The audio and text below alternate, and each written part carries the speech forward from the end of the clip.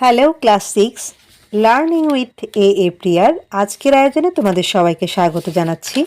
আমরা আজকে আলোচনা করছি তোমাদের লেসন 8-এর পার্ট C1 নিয়ে এবং আমাদের পেজ নাম্বার হচ্ছে 25। এর আগের ভিডিওতে আমি পার্ট সি সম্পর্কে বিস্তারিত আলোচনা করেছি। তোমাদের কারোর যদি ভিডিওগুলো দেখার প্রয়োজন বলে মনে হয় তাহলে প্লেলিস্টে গিয়ে দেখে নিতে পারো। তো চলো আজকের ভিডিওর ইনস্ট্রাকশনটা একটু দেখে আসি। এখানে বলছে look at your shopping list again. Again মানে হচ্ছে আবার, লিস্ট মানে হচ্ছে তালিকা, শপিং লিস্ট মানে হচ্ছে বাজারের তালিকা, অর্থাৎ তোমার বাজারের তালিকার দিকে আরেকবার দেখো। Can you say which items are available in what kind of shops. Can you say মানে হচ্ছে তুমি কি বলতে পারো which items are available. Available মানে হচ্ছে পর্যাপ্ত পরিমাণ, অর্থাৎ কোন কোন দ্রব্যগুলো পর্যাপ্ত পরিমাণে থাকে in what kind of shops, কোন কোন দোকানে। অর্থাৎ তুমি কি বলতে পারো কোন দোকানে কোন কোন জিনিসগুলো পর্যাপ্ত পরিমাণে থাকে। There are different shops such as the grocers, bakers, stationers, etc.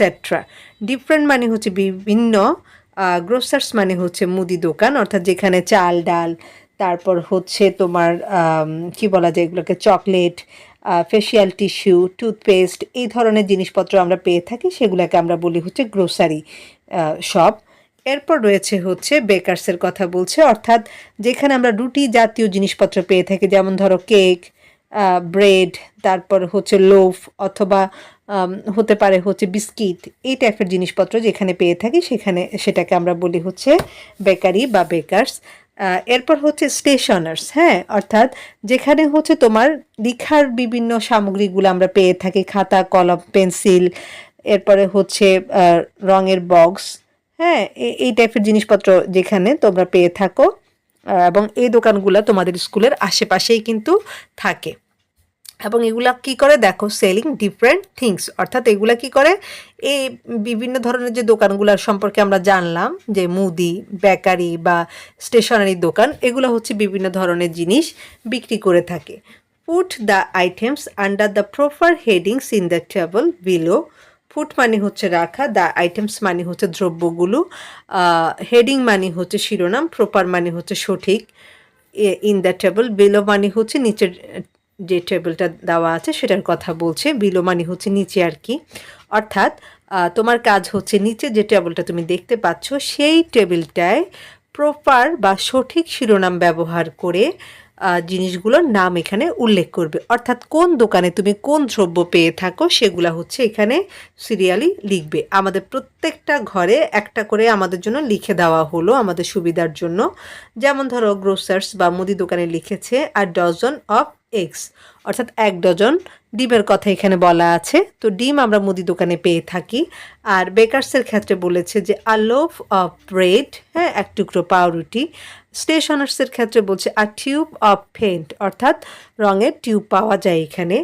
তো এটা তোমরা চাইলে তোমাদের নিজেদের থেকেও লিখতে পারো, আবার চাইলে পার্ট সি এর সহযোগিতা নিয়েও লিখতে পারো। দেখো এখানে বেশ কিছু দ্রব্যের নাম কিন্তু উল্লেখ করা আছে, যে আ ক্যান অফ কোক, হ্যাঁ, আ লোফ অফ ব্রেড, তারপর হচ্ছে a packet of facial tissue or a packet of chocolates. এরপর লেখা আছে a tube of toothpaste or a tube of paint, হ্যাঁ। এরপর লেখা আছে half a kilo of cake, a dozen of eggs, যেটা আমাদের এখানে অলরেডি উল্লেখ করে দিয়েছে। এরপর রয়েছে হচ্ছে আ box of chocolates or a box of facial tissue or a box of pencils, হ্যাঁ, এরকম করে অনেকগুলা দ্রব্যের কথা উল্লেখ করা আছে। তো আমরা একটু বুদ্ধি খাটিয়ে চিন্তা করে বের করতে পারবো খুব সহজে যে কোন আইটেমগুলা কোন কোন দোকানে পেয়ে যায়। চলো এবার দেখে নেওয়া যাক কীভাবে আমরা আমাদের এই ছকটা পূরণ করব। তো এটা আমরা কিন্তু এভাবে সুন্দর করে শুরু করতে পারি, যে hair is the complicated table with the correct categorisation of the items. তো এই লেখাটা তোমাদের লিখলেও ইচ্ছে, না লিখলেও কোনো সমস্যা নেই। অর্থাৎ এখানে হচ্ছে যে দ্রব্যগুলোর সঠিক ক্যাটাগরি অনুসারে টেবিলটা পূরণ করা হলো। তো আমি প্রথমে গ্রোসারি আইটেম বা মুদি দোকান সম্পর্কে বলছি তোমাদেরকে। প্রথম যেহেতু আ ডজন অফ এগস লেখা আছে, আমি দ্বিতীয় থেকে শুরু করছি, যে আ ক্যান অফ কোক, অর্থাৎ কোক পেয়ে থাকি আমরা মুদি দোকানে। আ জার অফ হানি মধু পেয়ে থাকি।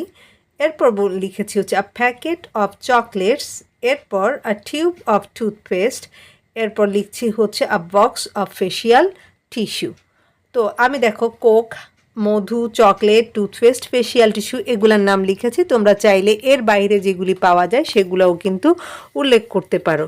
ধরো আমরা যে কোনো ধরনের তেল পেয়ে থাকি, তারপর হচ্ছে লবণ বা আমাদের রান্নার যে ধরনের দ্রব্যগুলো প্রয়োজন হয়, হলুদ, মরিচ, হ্যাঁ, সমস্ত কিছু, চিনি, দুধ পাউডার ইত্যাদি সব কিছু কিন্তু আমরা মুদি দোকানেই পেয়ে থাকি। তোমরা চাইলে সেগুলো উল্লেখ করতে পারো। এরপর বেকারি আইটেমের জন্য আমি লিখেছি হচ্ছে আ লোফ অফ ব্রেড, যেহেতু দেওয়া আছে আমি পরেরটা লিখলাম যে half a kilo of cake, অর্থাৎ আধা কেজি কেক।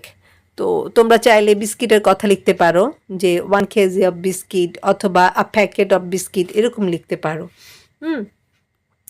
এরপর স্টেশনার্সের ক্ষেত্রে লিখেছি আমি এখান থেকে যে আর রোল অফ পোস্টার পেপার। আমরা জানি যে স্টেশনারি শপে হচ্ছে পোস্টার পেপার পেয়ে থাকি আমরা, আর পোস্টার পেপারটা হচ্ছে রোল হিসাবেও বিক্রি হয়, আবার শিট হিসাবেও বিক্রি হয়।